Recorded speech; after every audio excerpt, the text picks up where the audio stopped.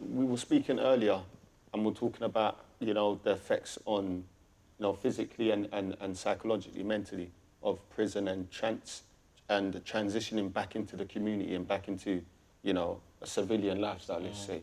What were your main challenges that you faced when transitioning back into the community? I mean, in my mind, I didn't really kind of think of it straight away, but there's always going to be someone out there who will kind of label me as a murderer. I mean, I've not really had no one say it to me, like, to my face, like, yeah, I know that will kind of be out there, or someone might say, oh, like, just you kill him or whatever. And I kind of had that kind of my back up a little bit, like going to work. So I kind of went to work. I got a job for my company now. I didn't tell no one. I thought I want to give myself the best possible chance. Yeah. Why without being judged? So I didn't tell no one. Over time, you get to know people, or people kind of get to know, or whatever. And then, like, luckily for me, like my company, they're kind of got the process where, cool, you know what, that's happened in the past. You've done your time. You've drawn a line under it, and it's now benefiting us because obviously you're doing it in the right way. But you're also helping others, and you're also kind of like people are looking to you.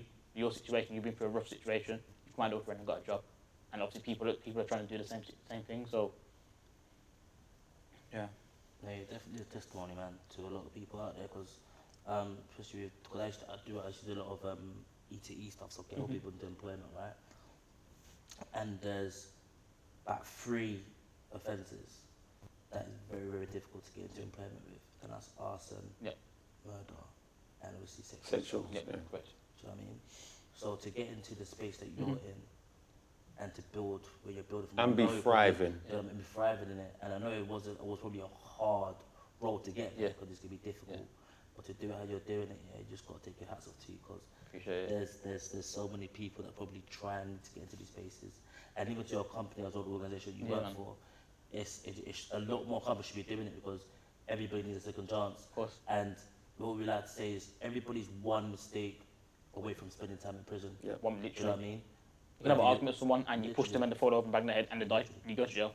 Literally that. That's simple. So everybody needs a chance and an opportunity. As long as somebody's working and they're willing to do it, then the doors need to open up a little bit more, man. Yeah. Honestly. Definitely. Shout VGC group. That's my agency. Pick up yourself 10 times. They put themselves out there. They took the chance with me, and you know what I mean. I think I've done some work with VGC. Funny enough, you know. Yeah. Yeah. There's a lady called what's her name? Megling, that's like that. She's a ginger lady. Okay. She works with the people who are come out of prison. Okay.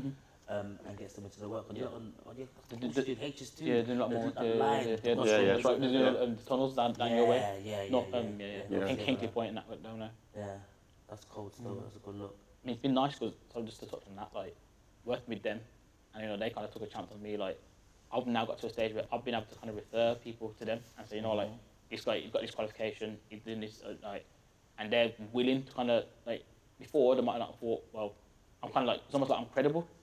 So if I kind of say, this guy can get a chance, and so they kind of think, all right, cool, let's give him a chance. And to be fair, I've got like, top of my head, like over 30 people employed. Wow. But I just know, there's been no issues. Everyone's willing to work, they want to change their life, they want to have an income, they don't want to be on the road. And when people are applying themselves like that, it's it's different. You can't just reject them. Like, keep people. You know what I mean? It's been nice that my agency has seen that, they took a chance on me, and it's worked. And I'm now been able to put myself in a position to kind of get people a leg in the door into construction. So now you're opening doors for other people. And I can open doors. And that for me, out of all of it, like construction stuff and the supervisor, that's the best feeling. The supervisor, cool supervisor, but that there, being able to know someone who's in my situation, or someone who's come from my area or my upbringing, and literally me coming out of jail and not having that chance, and now someone is a little bit easier because someone like myself is in place to help that. Yeah. That's the proper feeling. And makes your word more credible. They'll take someone on off the back of your word. Yeah. Correct. Just because of how you are. That's because he set the precedent. Correct. Yeah, correct. Sick.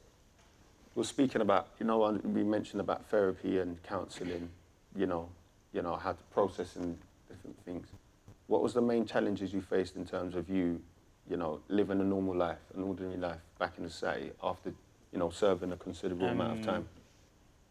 I mean, in my mind, I always felt like I was ready. Like, when I got my release, I was really ready. I was packed, I was ready. Like, I always felt in my mind, probably the last 3 years really dragged. So from like 9 years to 12 years, I feel like at that point, I thought I was ready to be on the road and I was ready to kind of get on with my life.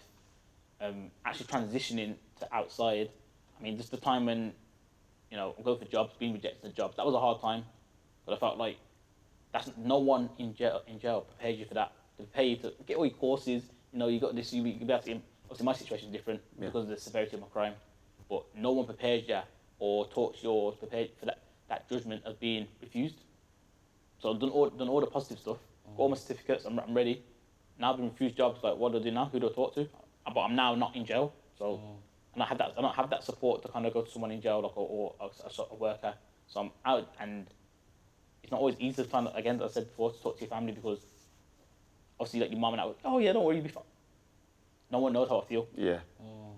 Only people who know how I feel is people who come out of jail, and in their shoes, and try to get a job, and I've got to that crossroad. I thought, nah, you know what, this ain't gonna work for me. I've got to do something else. At that moment, that moment where, you're facing, say, multiple rejections, and you're really trying to stay on the positive. It's hard when you're genuinely trying to be genuine and trying to do the right thing. It's hard. What kept you going? What made you say, you know what, regardless of, these rejections or the no's, I'm still going to try? How did you build your resilience? How did you build that determination? So again, there's a lady called Avril Grant, and I've worked with her. She's from A-Vision. When I come out of jail, my probation put me in touch with her straight away. Said, she might be good for you to help you try and get into employment. Avril, when I got for that situation there, she's the literal one who kept me going. She'd phone me every day. Have you done your job search today? And obviously, I started to become a bit disgruntled a bit. I'm thinking I'm overqualified for jobs I'm not getting. It's a bit of a slap in the face, if I'm being honest. And obviously now I'm kind of feeling like I'm ever going to get employed. Not trying to have a chip on my shoulder, but thinking I once been told a dream. You get out, everything will be all right. You got qualified, and now that's not happening. Where do I go to? So you get discontent. So I'll start doing the searches and not as proactive as I should have been before. But someone like Avril, her job, her role, is to motivate people to get them into work. And she's chasing me up why haven't you done this today? Or come on man, let's go. And that there, through the hardship, come out the other end, and like I said, her and a lady called Rachel Green, then they managed me to get onto the railway, and that was then my starting point. But someone like Avril was crucial. It was needed at that time because that time if I kept going in that negative mindset, who knows what could happen. Yeah. So big up Avril. Big up Avril. Well, Avril, man. And that's what I'm glad you mentioned it. That support, that championing, that person to. Support's massive, man. Yeah. You don't really understand it till you get the other side of the door. When you're out here, you think I enjoy it's different. You can manage everything. You can manage to a certain extent. When you get out here, some things you can't manage. You actually need help, and maybe that's probably one thing I probably struggled with coming out. Being in prison for 13 years, and just everything's on my say. So I know what to do.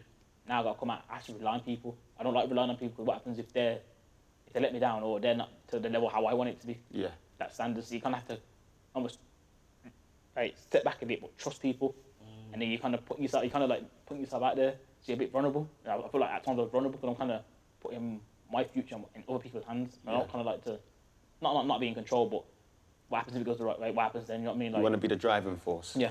And sometimes you've got to be the passenger. Sometimes you got to be the passenger for real. And hoping the driver knows where they're going.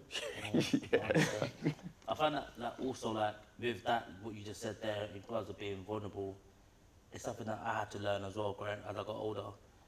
Allowing to be vulnerable, getting support, accepting support, should I say, from different entities, just due to the fact that when you're out, when you're on the roads or whatnot, you're very individual, you're with your peoples. Then you get me, and anybody outside of that, you couldn't really allow yourself to be. I don't think it would be vulnerable with the man, open. but open. You know what I mean? But anybody else outside of that, you couldn't really. You wouldn't come down. You wouldn't make you. Yeah. You wouldn't make yourself as transparent. 100%. So you also have to kind of keep a kind of some sort of facade, should I say? You always kind of look at them and kind of think they're still not people. Are people? They're kind of they work for companies or they could have an agenda or they're obviously old school. You kind of think they're kind of linked to the police. I want us to do them. Yeah. And I think young kids have that kind of edge stigma. And I've had people come. I'm doing talks and say, "You work for the police?" No, I don't work for the police. Nothing to do with them. I put it out there straight away. I've come here. I've built my own time. Yeah. You know what I mean, when I start speaking to you about what I'm speaking to you about, you'll know I'm not nothing to do with the police. There's a genuine reason why I'm here. You know what I mean? Yeah. Because you can lose someone straight away. So, and me back in the day, Police. I want to Sorry. Like that. Too, like, Yeah, I'll sit here and listen, but just know it's got to come from ahead. You lost people before you even started. Yeah. And so that brings me to my next question, yeah. And we're coming towards the close of this conversation. I'm really enjoying speaking to you, by the way, because you're saying a lot of things that are relevant, and I hope people are taking note and, you know, things are sticking in. But I wanted to ask you about how the process of rebuilding your family ties and your connections in the community, what that was like for you, and where you're at now. I think it took time, and I think maybe a bit on both sides, me and also my family, because my family had to kind of take me back in. I mean, obviously you have relationships with people in prison, but it's not the same when you're out, because now we're on top of each other a little bit, because now I'm in your face, I'm here, like, I spend 2 hours with you at a visit, they don't see you for 3 weeks. Yeah. That might just be enough time. When you get out of prison now, you're around people a lot more, and then you kind of have to, you know, my first like few town visits and home visits, it was overwhelming. And I think my family, obviously they love me to death, and they're trying to do everything possible. And I think without them even realising, it made the situation a bit overwhelming. But they're just trying to show me that they're there for me to support me. But in all honesty, because of how I have in jail and going through that, I've probably just been like a few people call that visit, and I kind of just like sometimes I'll say like, you're all right. Sometimes I'll probably just leave the area, have a bit of time to myself, and then just come back. And it's like, what's wrong? But I said, nothing wrong with me. And that's just how I'm dealing with it. That's how I've got to kind of just work my way back. The same way you have home leads and times, and then you go back and forth, and you kind of just feed yourself. Yeah, drip feeding. You have to drip feed yourself into it, man. You can't be like, oh, hi, I'm here. And just like, I mean, so now, when you're like 4 years now, I've been at jail 4 years. So relationships, so like my sisters used to always come to visit me. All their children used to come and visit me, their nieces and nephews, which I mean, like, so important for me, because I've seen them grow. Especially the younger ones, they've grown while I've been in prison. But now they're like teenagers, and now I'm here now, so I can be more hands-on with them. Yeah. So it's nice to have them and, like, you know, make sure to link them and whatever. And like I've got a couple of nephews now. They're 18, 19, and they're driving, they're doing work and that kind of stuff. So it's like they're going from little kids to like little boys, like, yeah, cool, whatever. Like now they're doing their own thing. They're stepping and they've got work and whatever. So it's nice. But it's nice always to be part of that. It's nice that I'm involved in their life. Now it's just feel good feeling. Do you feel like you're back to your old self? Or do you feel like you've left that prison Damien behind? Yeah, that person don't exist no more. And I think that's just natural development, and, you know, like I said, that's kind of you have your mouth with that prison. Now that person who was in prison, like when I left that last day and whole day, like I left that person there, because that person there doesn't work. He wouldn't work in this environment here. It's a different environment. You have to adjust, and you know, things like that take time. I like to think I've developed a lot more since then, but the prison, it was needed. I say it's needed. I learned a lot about myself, and I was able to learn a lot about myself by having that time, because of my situation. But taking what I've learned about myself and then applying it to like my new version of myself out here, then obviously it's more beneficial. Definitely. So having said everything we spoke about and what we discussed, if you could speak to 18-year-old Damien, what are the words that you would say to him to get through to him? I know I've put you on the spot here, so take your time, bro. I don't know. Just stop what you're doing, man. Just think like, I'd say one thing, when I was 18, when I was involved in doing what I was doing, no time to ever think, yo, what happens if I get caught? Because you know what, I was planning to be a career criminal, but I just never think anything I'd do to get caught. I always thought, yeah, you know what, if that happens, I'll get off here and go my yard and whatever. And obviously, you in the area, you're in and around things. Something happens to people all the time, they don't get caught, so you kind of have that kind of thing, like, not invincibility, but the kind of thing like, that's never going to be me. So like, me now being on the other end of that now, what happens if I thought, well, what happens if I leave the house for that night today? What happens if I do get in a situation? Am I going to be in a situation where I'm going to feel like I have to stab someone? Like, they're the kind of challenging things I'd challenge that person at 18 years. Like what are you doing? Like, I mean, being a young person at that age, like, probably young people now, there's a lot of things their parents probably don't know what they're doing. So my parents didn't know what I was doing, because I know that. If my parents knew what I was doing, I probably wouldn't have been in that situation in the first place. Because I definitely wouldn't be leaving the house with knives, that's for sure. Yeah. So, but obviously, you know, young people, you hide these things from your parents, obviously, you know what I mean? So, you know, it's just challenge that person, that 18-year-old, like, you know potentially what you could go on and be on, like, why are you wasting your time doing this, like what my nan would say, nonsense, like, so, you know, like I said, so I genuinely believe things happen for a reason. Yeah. I believe the time when I went to prison, 2007, I believe there was a reason why that happened for me to go to jail then. And I probably believe that if I didn't go to jail then, I'd have went to jail later on and been doing a long time, I probably wouldn't be here now. And I generally do believe that. The way how things were going, the incline of how things have been escalating.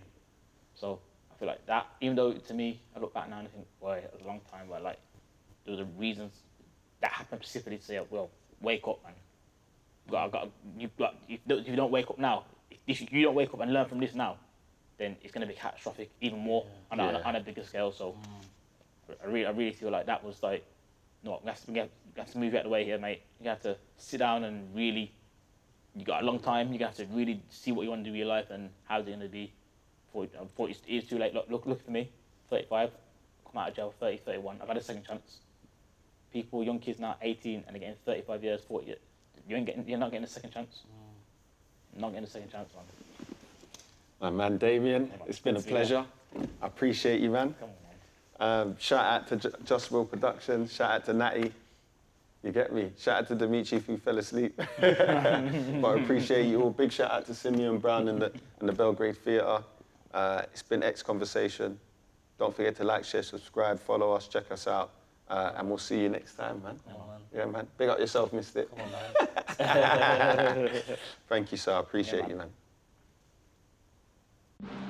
Okay, so B, tell us where we're at now. Alright, so this part of Neutral's kind of a bit further on from the community centre, approaching Heartlands Academy, which is the local secondary school in the area. These are old school shops.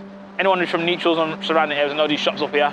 Okay. Kind of like a spot where you kind of pass through as well. Okay. So your local shop, you probably see a man at the shop or get something for his mum or whatever, like them kind of duties, them kind of errands from back in the day. You know what I mean?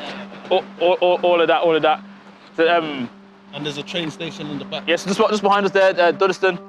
Anyone will know coming from back in the day, come from town. The first stop from town is Duddeston. Okay, So more time you get out of town, skank the train, get off at Duddeston, cut through. There ain't no barriers or nothing. You cut through. You get me? It's one of them ones. Maryland back in the day. Maryland. It's one of them fly ones. You know what I mean? You know, you go certain it like now. You go town. Like, shouldn't even say this really. But when I first come out of jail, we get train and whatever. I said my stop is you have to get a ticket to get through town, innit? So my stop, I come on a train from wherever, get to Duddeston, buy my ticket from Duddeston to town. So just one stop in it. It's cheap option in it. What does this area like kind of remind you of in terms of? So it reminds me of upbringing. Like as an adult, I haven't spent much time here, and maybe getting out of jail, and then kind of relocating where I live. Just not had. I've come here to see a few friends, but I won't say I've been here like how I was as a child. So it's kind of, you know, I have flashbacks and like even just walking in the area today, thinking like, yo, back in the day we used to be in that area, or we used to the park around there by Wingyip and all that. You know what I mean? It's a nice reminder. How would you say that the community in this area has changed since you coming up until now? It's definitely not the same kind of community as it was back in the day. I mean, culturally, we grew up in this area, all different cultures, which has always been nice. I feel it's important that everyone's culturally aware of all the cultures. You know what I mean? So when I went to school with every culture possible. Guys, the Kurdish, the Sikhs, Muslim, everybody's knew that from early. So the culture in the area is nice, to be fair. Vibrant. Yeah, it's vibrant. I think in terms of the sense of community, I say like the older generation, I think they might feel a bit different about how the area's gone, and they might say it's decreased, not increased, really. You know what I mean? Community cohesion, isn't it? Yeah, and that's happening in lots of areas. Happening not just here. It's happening in various areas in Birmingham, really. To be fair.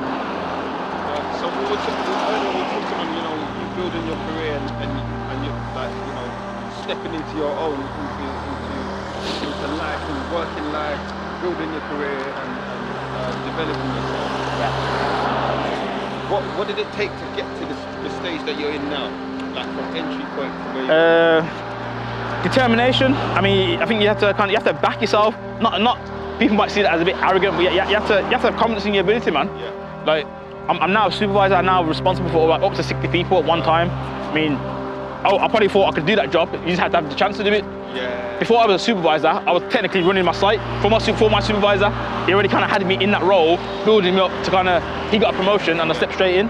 But he'd already assessed it and already had me doing the paperwork and kind of be running the site, you know what I mean? So essentially you were basically doing the job, but like a training. Yeah. So basically. And I wasn't getting paid as a supervisor. So I basically literally run the site, how he's learnt me. Yeah. And then obviously when he's moved on and I've become a supervisor, the first thing you do, you take the basics. Yeah. Take the basics. Yeah. Everything he done good, you keep the same. Yes. Then you add your own.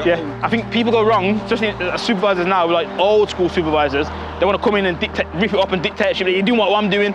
I'm someone. My kind of learning, right? You know what? You've been doing that. It's been doing this way. It works. Right. Let's continue with that. Tried and tested. Tried and tested. Continue with that. Yeah. My job always at the end of the day is always make sure people are safe and they go home to their family. Yeah. That's my job. That's it. All these kind of, you have to get a job. I haven't got that kind of thing about me. Yeah. It's important to get the work done, but it's not the end all and be all. Yeah. If someone can go home and we can do it tomorrow, cool, we'll do it tomorrow. That's right. That responsibility falls on me. My bosses might not agree with that and think, well, actually we want it, cool, but I'll take that responsibility. That's me taking that pressure off the guys who I work with. Yeah. And that builds trust, It builds trust, And that means that they can rely on you and you can rely on them. Of course. So it's about having that unity, it's not having a sense of I'm their boss and you got to do what I say. It's like, I always said to guys, like, just because my helmet's a black helmet, it don't mean nothing. I started as a yellow helmet, I started as a traffic marshal, so when I speak to people, I know how it feels, I know to come, you know what I mean? Yeah. So I would never dictate to anyone and say, or ask them to do anything that I wouldn't do myself. Yeah, I love that. And that's leadership. It's important, man.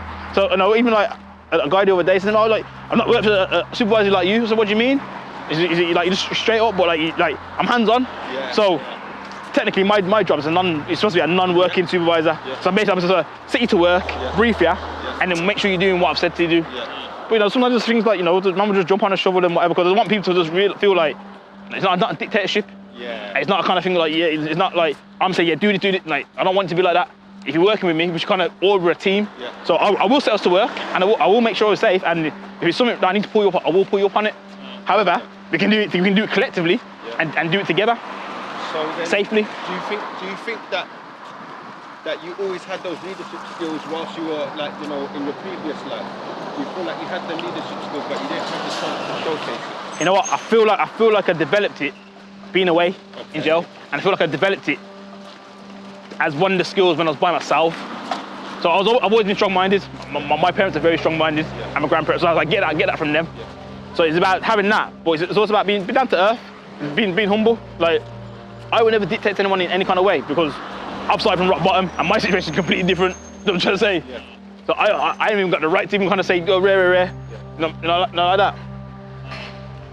So I know you went into education again, didn't you? Yeah, so How did that come about? So having a long term in jail, through one of my friends actually, one of my good friends, Mikhail Wright, he got me involved in like the gym. And Mikhail Wright. yeah, man, my guy.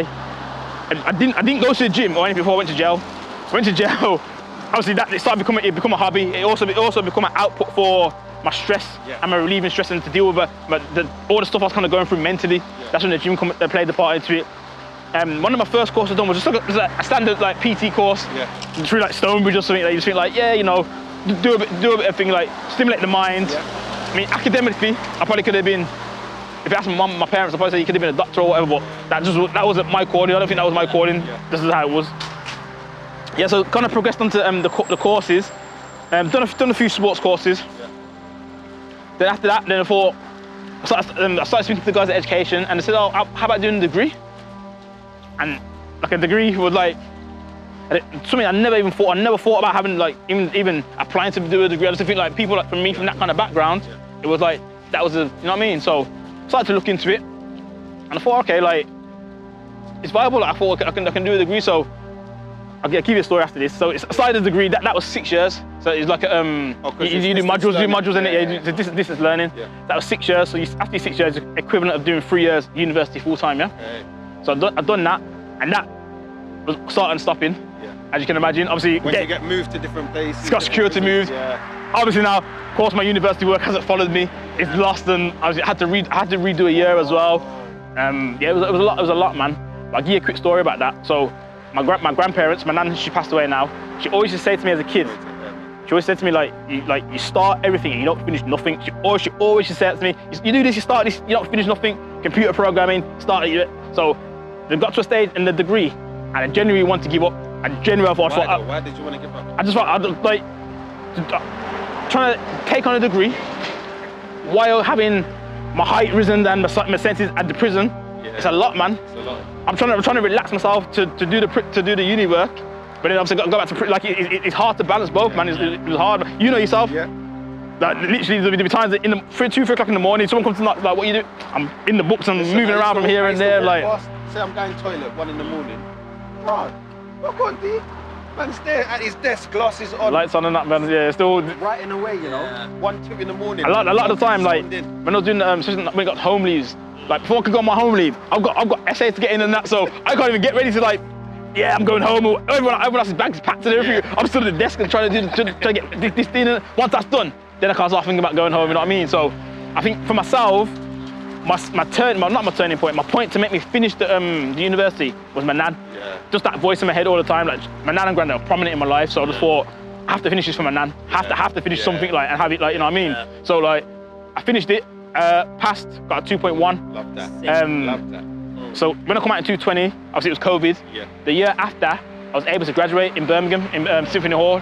So obviously I had all my family, my mum and dad. Yeah. And I feel like for me, that was just like a little thing to kind of give back to them, to kind of say, you know, thanks for sticking with me. Yeah. It was hard, but you know what? I learned something. I got something that no one can't take away from me. Yeah. And even it's like something for them as well. There's like a saying, you know what? Not like you're proud of, like, I know my parents are proud. The parents are proud of me anyway, but I know for them, that's a little thing like that. Yeah, it's a proud moment. Like my dad's not. It's a little flex for them. Yeah, it's a flex. It's a flex. Like my mom's all. My dad, he's not that kind of guy. He's not. But I know that for him.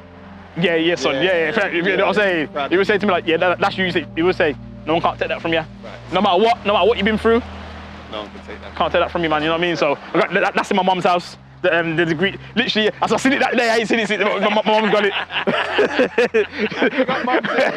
Yeah, they got it, man. So, yeah, man. And Nan, may God bless. Yeah, man, definitely. So, Nan and Granddad, they was, especially like 4 to 18, they was prominent in my life. They raised me. So when my mom went back to work, my upbringing is old school. I'm old school West Indian upbringing. I mean, that's your manners, Mr. and Mrs. all them things there. Polite, yeah. I've got that instilled in me. Come from my grandparents, man. So big up them, man.